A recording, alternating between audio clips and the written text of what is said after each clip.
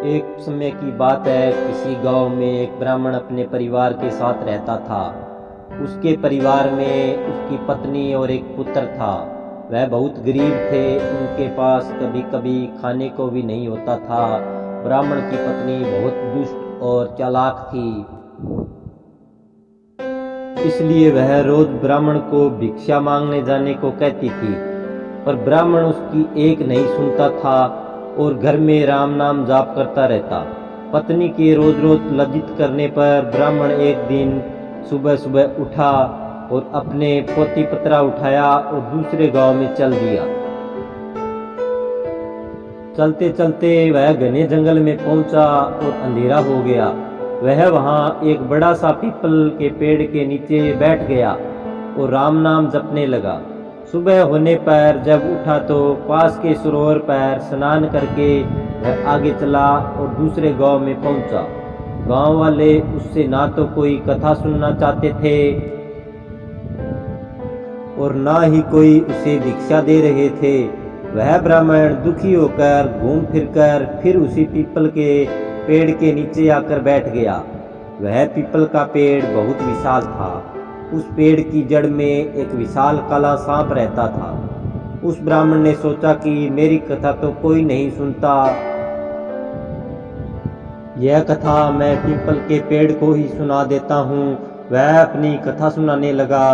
कथा पूर्ण होने पर पेड़ के नीचे से एक काला नाग निकला और उस ब्राह्मण को एक स्वर्ण मुद्रा देते हुए बोला, तुम रोज यूं ही यहाँ आकर मुझे कथा सुनाया करो, मैं रोज तुम्हें स्वर्ण मुद्रा दूंगा।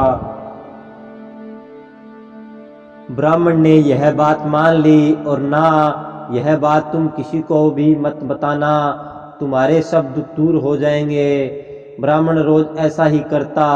सुबह उठकर नहा धोकर अपनी पोती पत्रा लेके वह पीपल के पेड़ के नीचे पहुंच जाता और वहां बैठकर कथा सुनाता।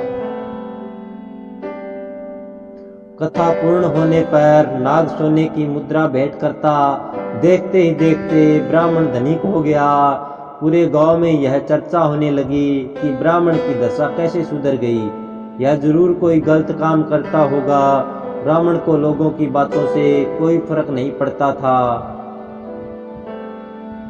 वह नित्य अपना यही कार्य करता रहता था। एक दिन गांव की कुछ औरतें ब्राह्मणी के पास गई और उससे पूछने लगी कि आपके पति इतने धनवान कैसे हो गए, वह रोज कहाँ जाते हैं और रोज उनकी कथा कौन सुनता है।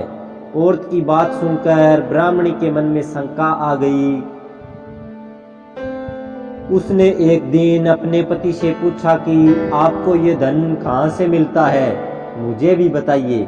ब्राह्मण बोला, तुम्हें इससे क्या मतलब है। ऐसा कहकर ब्राह्मण ब्राह्मणी की बात टाल देता है। कुछ दिनों तक उसे टालता रहा, पर एक दिन ब्राह्मणी ने ब्राह्मण को मजबूर कर दिया। ब्राह्मण मजबूर होकर उसने अपनी पत्नी को नाग की सारी बात बता दी, जिस वजह से उसकी पत्नी के मन में लालच आ गया और ब्राह्मण के खाने में नशे की दवा मिलाकर उसे खिला दिया और अपने बेटे से बोली, बेटा उस पीपल के पेड़ पर जाओ और नाग को मारकर सारी संपत्ति ले आओ।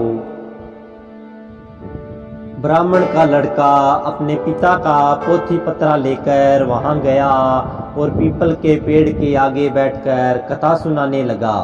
कथा पूरी होने पर वह नाग बाहर आया और उसको स्वर्ण मुद्रा देने लगा। तभी ब्राह्मण के बेटे ने कुल्हाड़ी से नाग पर वार कर दिया, जिससे नाग की पूंछ कट गई और नाग ने भी पलटकर लड़के के पैर में डस दिया, जिससे लड़के की मौत हो गई।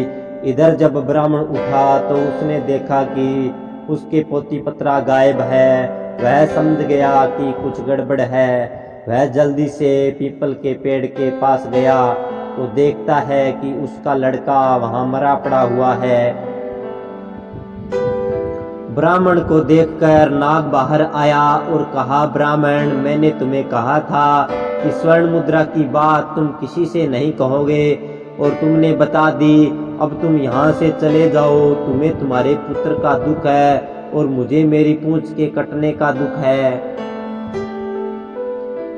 मैं तुम्हें श्राप देता हूँ कि तुम्हारी जो संपत्ति मेरे द्वारा बनी थी वह सब नष्ट हो जाएगी। ब्राह्मण नाग देवता से मुख से यह सुनकर सिर पीटता रह गया और रोता बिलखता अपने पुत्र का शव लेकर वहां से चला गया।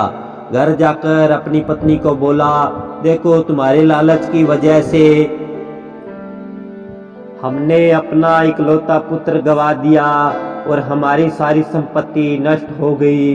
ब्राह्मणी भी रोती रही। इस कहानी से हमें यही सीख मिलती है कि लालच एक दलदल है जो व्यक्ति को विनाश की ओर अग्रसर कर देता है।